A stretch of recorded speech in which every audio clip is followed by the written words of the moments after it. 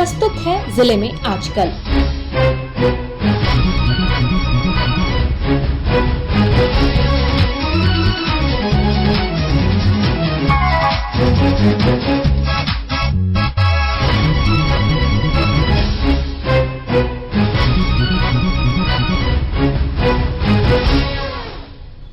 इस अंक में आप सुनेंगे पश्चिमी सिंहभूम जिले की ताजा गतिविधियों पर हमारे संवाददाता की रिपोर्ट के साथ हमारे चाईबासा संवाददाता।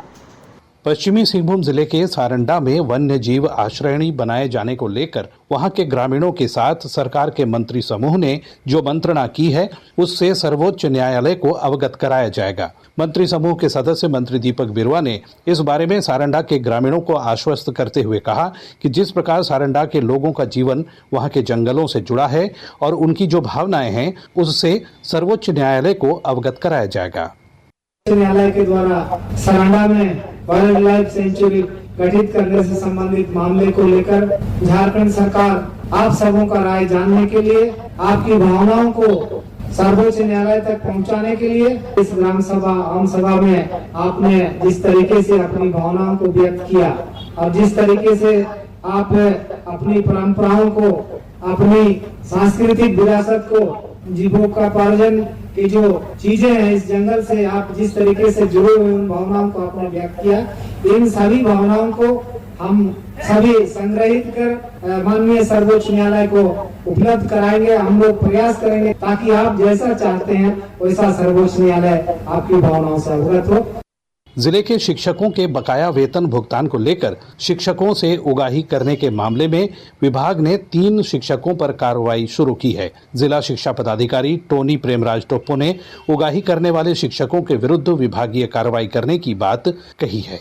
अभी जो एरियर भुगतान के लिए था, बकाया वेतन भुगतान के लिए था, इसमें अलॉटमेंट हम लोग को आया हुआ था, इसका हम लोग कर रहे थे। हाँ, ये चीज़ है कि जिला कार्यालय से थोड़ा लेट हुआ क्योंकि कुछ टेक्निकल इश्यूज भी था और झारनेट इस बार जो नया नियम लगा है उसके तहत हम लोग सभी डीडीओ को इंटीग्रेट कर रहे थे, जिसके चलते कुछ मामले जो हैं लंबित रहे।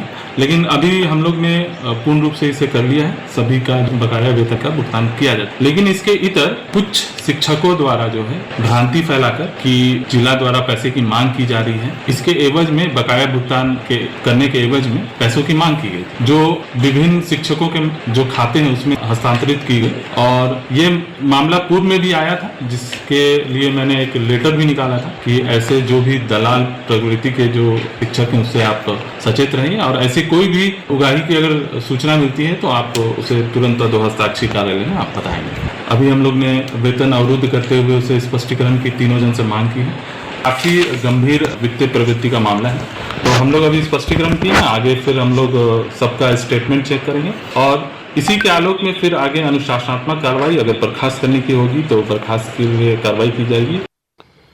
पिछले दिनों चाईबासा में बुजुर्गों के लिए एक दौड़ प्रतियोगिता आयोजित की गई, जिसमें बुजुर्गों के लिए सामाजिक परिवेश बनाए रखने का प्रयास किया गया।